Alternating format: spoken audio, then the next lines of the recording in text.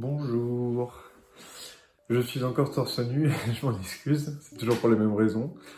On est au jour, ça fait plus de 15 ou 16 jours maintenant que ma plus grosse crise a commencé, plus grosse rechute depuis mon début de sevrage. Comment ça va? Bah écoutez, il s'est passé pas énormément de choses, c'est pour ça que j'ai pas filmé ces derniers jours. C'était assez redondant et le but c'est pas de filmer pour filmer, mais aussi que je puisse vous apporter des informations qui peuvent vous servir. Donc ce qui s'est passé, c'est que déjà, je n'en pouvais plus de pas réussir à dormir. Je me suis renseigné un petit peu plus au niveau de la Tarax, que j'avais déjà pris il y a quelques temps, vous connaissez peut-être. Alors, c'est un antihistaminique, mais je comprenais pas trop le principe des histamines, qu'est-ce que ça faisait, etc. Et je pensais que c'était plus un truc vraiment juste pour dormir, ou que ça avait pas forcément... Je savais pas que c'était un antihistaminique en fait. Je me suis renseigné et en fait c'est fait pour calmer l'allergie, les démangeaisons, et il y a un effet secondaire qui est plutôt intéressant, c'est que ça fait beaucoup dormir. Et du coup je me suis dit bon bah c'est exactement ce qu'il me faut. Du coup j'ai pris un rendez-vous sur l'IVI avec un médecin, un allergologue il me semble.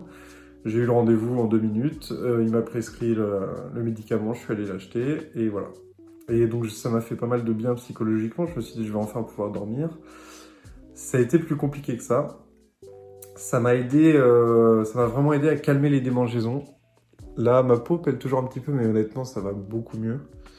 Euh, Ça me gratte beaucoup moins surtout. Dans la nuit, voilà, j'arrive un petit peu à dormir. Là, le problème, c'est que là, on est le 14 juin 2021 et il fait extrêmement chaud. Il fait 30 degrés et ça fait une semaine que c'est comme ça. Donc ça n'aide pas, ça n'aide pas à faire des bonnes nuits douces et agréables.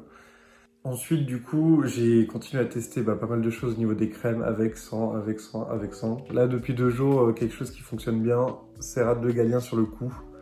Puisque vu que ça me grattait plus, là, ma peau arrive à un peu mieux se régénérer. Ça me gratte toujours un petit peu, mais c'est pas des grosses démangeaisons où je peux plus m'arrêter comme j'avais.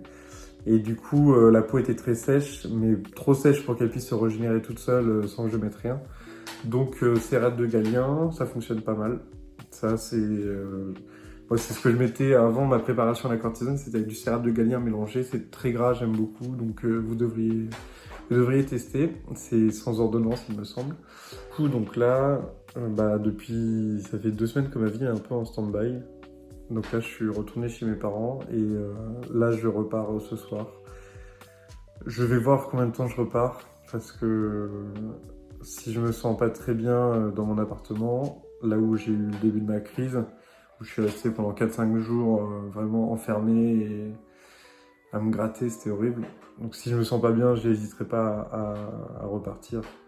Parce que ça, vraiment, maintenant, je fais super attention, j'hésite pas à me prendre mon confort, et c'est-à-dire si ça veut dire par exemple repartir chez mes parents pendant plusieurs jours, je le fais parce que c'est super important. Je suis en train de préparer une vidéo justement sur la partie psychologique et à quel point il faut savoir prendre son temps et écouter son corps et son envie et son confort et pas se dire oh non je vais pas être trop oh, je suis trop douillé ou oh non je fais trop attention. Je trouve ça malsain d'être dans ce reproche et cette culpabilité du oh non je vais pas, oh non je vais quand même pas rentrer chez mes parents pour ça, oh, bah non.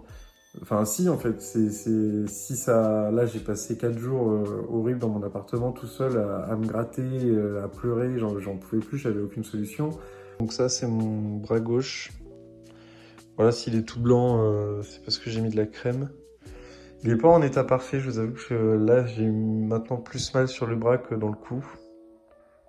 Le bras droit, ça va un petit peu mieux.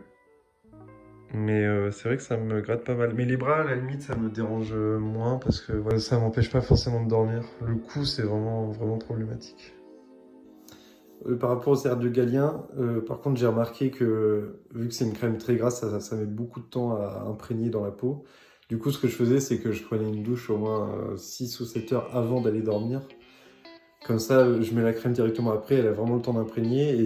Et au moins, dans la nuit, bah, je transpire moins parce que c'est vrai que, voilà, vu qu'elle est très grasse, surtout qu'il fait super chaud en ce moment, je vous conseille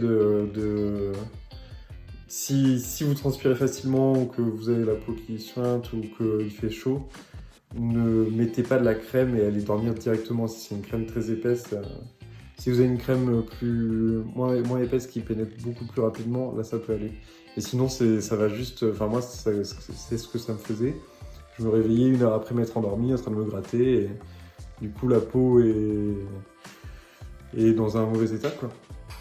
Donc, j'ai reçu mes résultats d'analyse de test d'allergie alimentaire. Je vais vous montrer tout ça tout à l'heure. Il n'y a pas d'énormes surprises.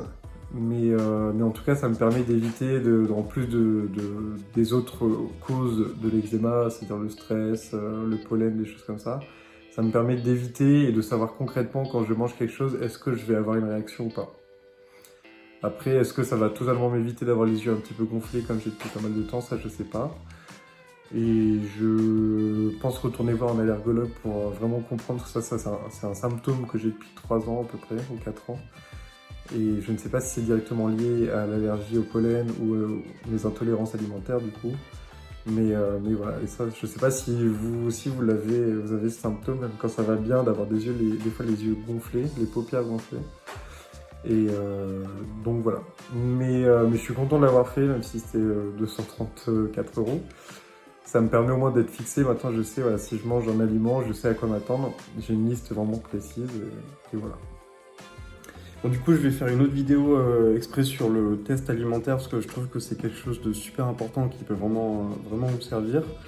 Donc on va s'arrêter là pour aujourd'hui et je poste dans la foulée l'autre vidéo. Merci beaucoup d'avoir regardé.